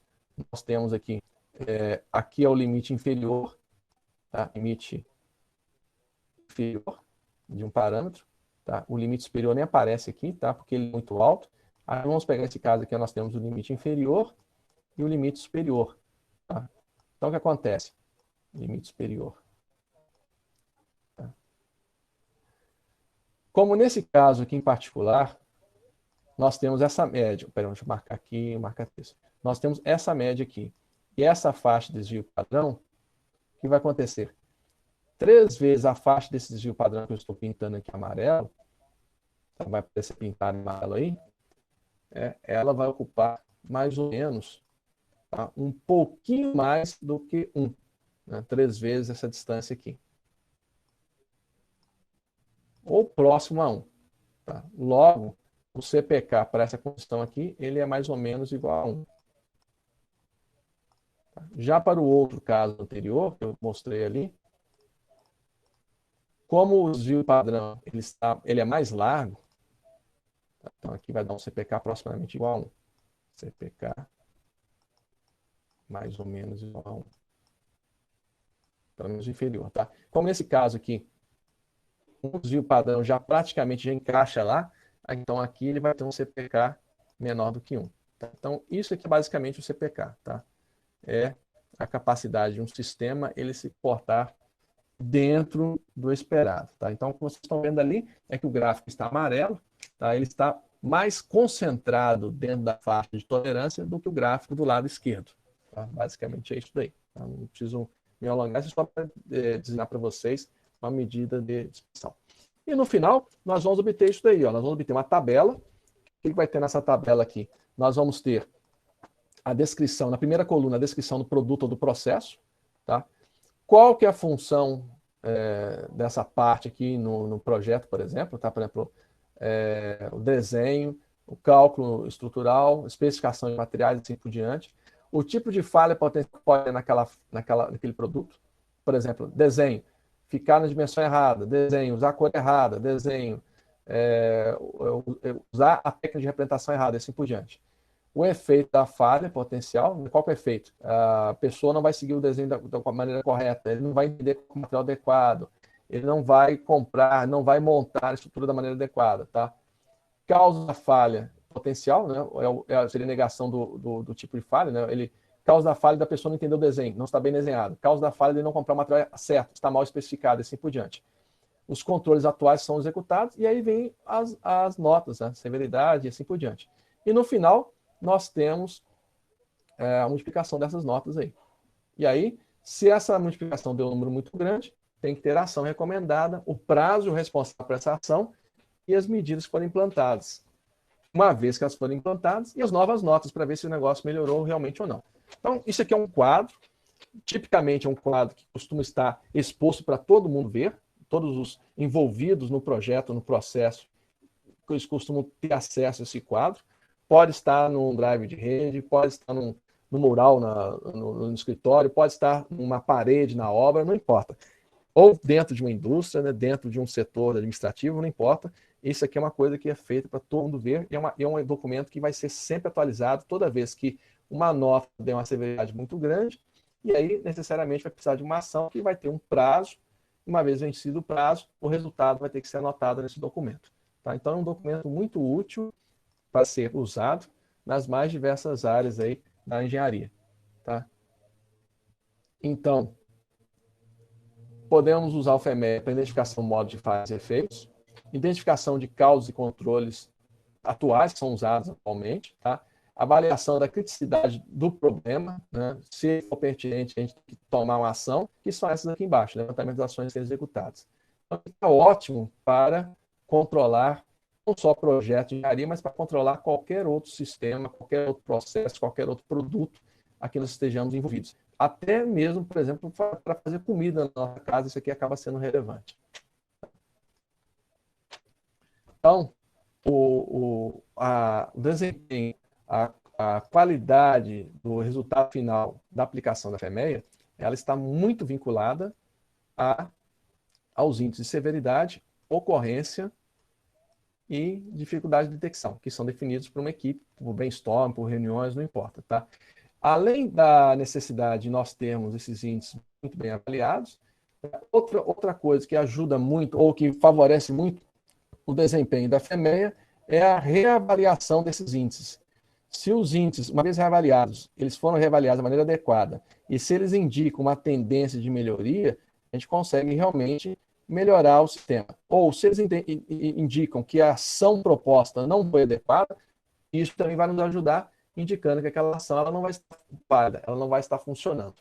Então, é muito importante, essa parte aqui é muito relevante para a execução de maneira adequada da FEMEA, tá? Ou para nós realmente conseguirmos melhorar a condição de execução de um projeto. Tá? Então, essa fase aqui é muito importante e eu vou destacar aqui nesse slide, tá bem? Então, essa aqui é uma fase extremamente importante dessa análise de FEMEA. Tá? E para destacar, né, as notas, elas são multiplicadas entre si, tá? Aquelas notas de severidade, ocorrência e detecção são multiplicadas entre si, e nós vamos tomar ações com base no resultado final. Da mesma maneira lá como nós fizemos com a matriz Gut. Tá? São 6 horas, né? Eu sei que o horário está vencendo, mas estamos terminando aqui também a apresentação. Tá? Tive umas eventualidades aqui, mas a apresentação já está terminando. Então, da mesma maneira como na matriz Gut, tá? A questão da FEMEA, também baseia esse mesmo princípio, a gente multiplica as notas que foram atribuídas e fazemos a avaliação. Então, aqui embaixo está o critério, olha só, em verde aqui, ó, tá? Até 125, aceitável. Entre 125 e 200 tem que ser feita uma redução, de maneira desejável, tá? E acima de 200 é inaceitável aquele índice lá. O projeto nem comece se tiver uma nota acima de 200. Se tiver uma nota acima de 125, já tem que fazer alguma avaliação, já tem que fazer algum planejamento para aquilo ali realmente não ser uma nota alta. Agora, se o projeto começar com notas abaixo de 125, é aceitável. Não quer dizer que é o perfeito, que é o ideal. Tá? Para quem é mais sistemático, uma nota acima de um certo valor, aí, para 50 ou 100, claro que dentro de um histórico, claro que dentro de uma experiência, pode também não ser aceitável. Mas esses números que estão aqui são números que tipicamente são adotados pelo mercado, como sendo parâmetros, né, que eles são usados para definir decisões a serem tomadas com base na FEMEA. Então, isso aqui é uma informação muito relevante, uma informação muito interessante para nós podermos realmente balizarmos nossas tomadas de ação. Tá? E nós temos, o mais importante de tudo isso aí, nos permite, né, sistematizar e compartilhar não só o conhecimento a respeito dos processos, mas também as responsabilidades geradas pela análise de um projeto. Porque nós vamos ter uma equipe, na realidade, unida, vinculada, engajada a resolver um problema ou a prever problemas. E isso vai estar consolidado nesse documento, né? Mais uma vez, por isso que a gente não pode ter o FEMEU, tem que ser FEMEA, né? Tem que ser equipe, porque a equipe, as pessoas, o coletivo é que vai nos dar a inteligência necessária, tá? O conhecimento necessário para resolver e antever problemas gerais de falhas em projetos de engenharia, que é o nosso foco aqui de estudo, tá? Então, a FEMEA é uma técnica interessante, tá, para compartilhar responsabilidade e conhecimento. E assim, seguimos adiante com os nossos projetos, com o mínimo possível de falhas possíveis aí. Tá? Claro que é uma técnica, entre várias, mas das técnicas pensadas na execução de um projeto, né, na execução adequada de um projeto, na sua fase de planejamento, na sua fase de elaboração, é uma das técnicas mais interessantes que podem ser empregadas. Não é uma técnica complicada. Tá? Essa planilha que é gerada, ela auxilia a institucionalizar resultados, soluções e conhecimentos. Tá? Então, as empresas que a adotam, né, claro, tem que fazer uma adoção que seja realmente vendida pela gestão, vendida pela administração, vendida pelos principais interessados, que são os dirigentes dessa instituição, dessa empresa, tá? E tem que ter envolvimento dos seus funcionários, como nós estamos sempre falando aqui nesse seminário aí. Então, isso é importante porque deixa institucional, tá, o conhecimento e a solução dos problemas aí.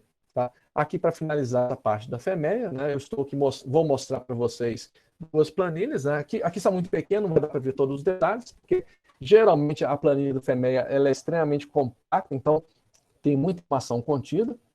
Isso aqui é uma planilha feita por um estagiário da minha empresa, que fez isso para a concessionária de automóveis, pensando na avaliação do departamento de garantia, no setor de recepção. Olhem como é que a FEMEA pode ser aplicada. Está sendo aplicada na recepção do departamento de garantia de um concessionário de automóveis.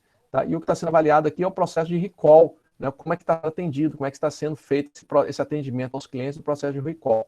Então, para vocês verem até que nível a FEMEA pode chegar. A gente consegue realmente avaliar as mais diversas coisas. Né? Por exemplo, aqui o processo de recepção de clientes. E o próximo tabela está mais fácil aqui de enxergar, porque eu peguei um exemplo mais característico, tá? De uma fase de um componente automobilístico. Tá? Tanto o anterior quanto esse aqui são trabalhos que a gente executa no dia a dia.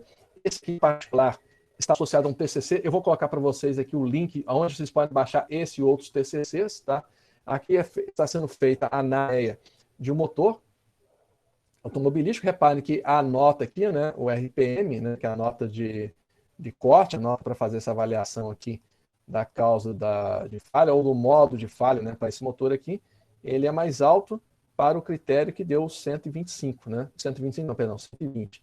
O critério que deu 120 é o travamento das válvulas, né? Desculpem aqui que eu não tinha reparado que tinha um erro aqui, né? O pessoal mais jovem tem comido muito as letras S, né?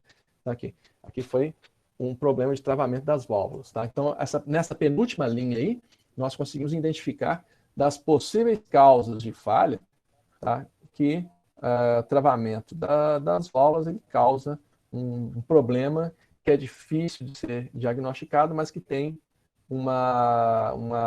que ele é fácil de ser percebido, né? Mas ele tem uma gravidade muito grande no conjunto aqui e acaba gerando uma nota, tá, mais elevada. Então, aí é um ponto que a gente necessita de atuar, justamente porque a FEMEA ela demonstrou isso. E um detalhe importante aqui, para quem quiser baixar depois esse TCC, tá?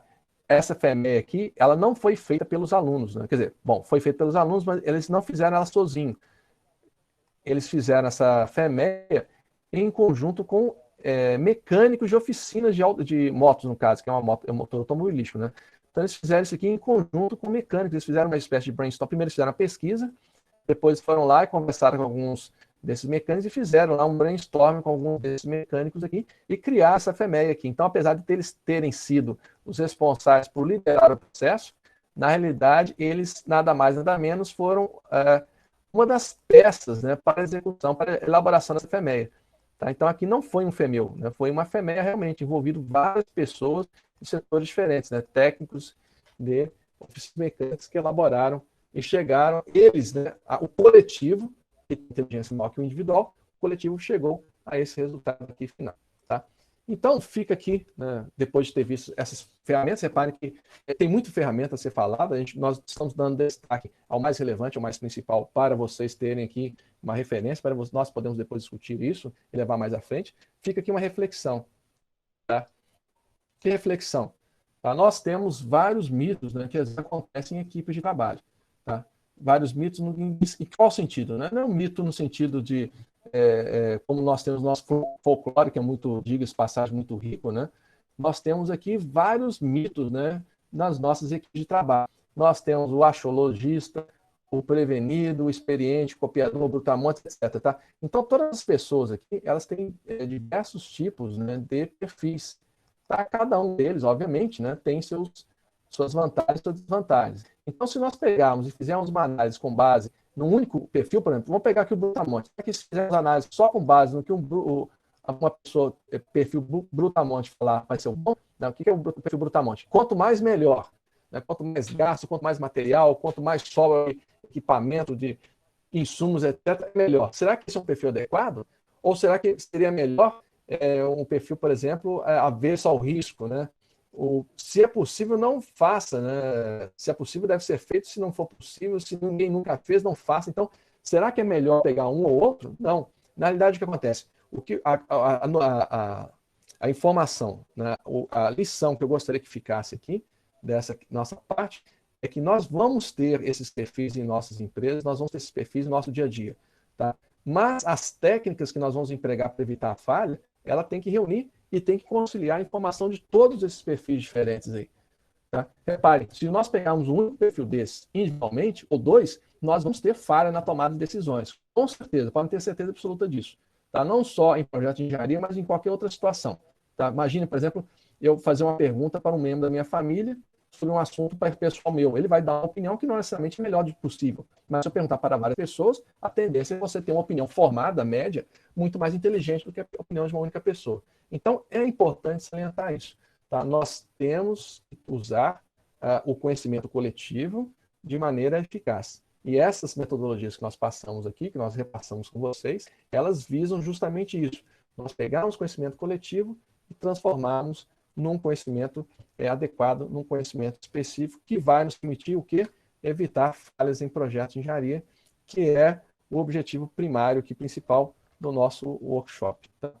Então, gente, é isso. Tá? São 6h10. Eu comecei um pouquinho mais tarde, terminei mais ou menos no horário um pouquinho mais adiantado, mas a nossa apresentação aqui de hoje é baseada, é focada nesses tópicos aqui. Tá? E é com isso aqui que eu termino hoje essa minha apresentação, tá? Então, nós podemos dar aqui continuidade, Márcio. Ok. Beleza, Vivi. Nós temos aqui agora 44 pessoas participando, e como a gente teve o tempo a gente está em cima, eu sugiro que, vamos ver se tem perguntas. O Henrique, legal, gostou da apresentação. E se tiver alguma dúvida, gente, coloca no chat.